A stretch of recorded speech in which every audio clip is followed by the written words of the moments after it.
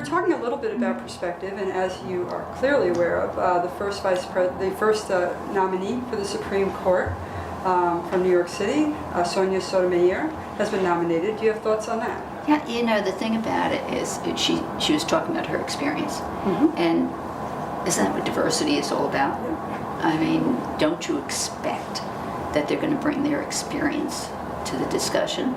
And again, that's something that I've always said, that, you know, you get a different perspective when you bring a woman into a position. I mean, it's been looked at through, you know, the lens of guys. And sometimes, believe it or not, because of our experiences as women, we do bring other perspectives. And sometimes they're actually really not only good, but better. Yes. And I think part of what she was saying was that she was going to bring her experience. Actually, Alito tried to talk about his bringing his experiences as a son. He was concerned about what was going on with his mother and his as a father of a daughter, you know, that type of thing, which is fine, but that's not unique. That's still a unique. That's still a perspective of a father who's doing the law. With women, you know, you would hope, and I would think, you know, I'm not a Clarence Thomas fan, just put it mildly, but it's not only politically, it's also because as a lawyer, I just, you know, the only thing that he does is really just affirm whatever Judge Scalia says. I'm not quite sure he brings his experience and his viewpoint to the court. But you know, that's why you bring different people on.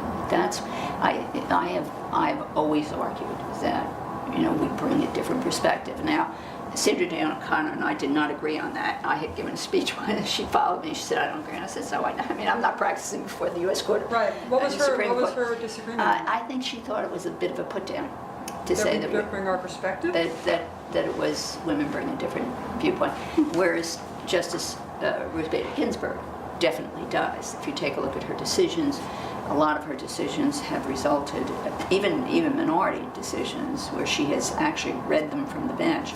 She gets up and she has said this calls for legislation, and it has pushed for legislation to address an issue. You know, she does bring her perspective, and I would hope, you know, that Judge Sotomayor would also bring hers. Right. And she will. And she will. Because you can't help but bring your life experiences, you know, the education you had, the experiences as a mother, as an educator, or whatever it is that you have done, to the job that you're actually doing. You know, when I was like her, like Sotomayor, I was raised in the South Bronx. My mother was a single head of household. I mean, this is the ideal family, you know, to have a husband. But that's not the ideal world. That's not the real world that we live in.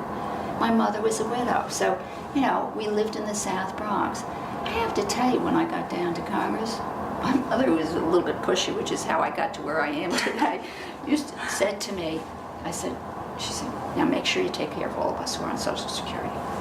And you want to know something? I went on the aging committee, and we did a whole bunch of interesting things on the Social Security system. We actually passed legislation that saved it until 2040, though now they're talking about it's not quite there. And we did a whole bunch of things for seniors. We took a leadership role in that, and that was my experience. That's right. You had to bring your experience. I did everything else the guys did. Right. You know, but in addition to that, I focused on a lot of the stuff that I thought was important for the elderly in the district. And I did the same thing with women.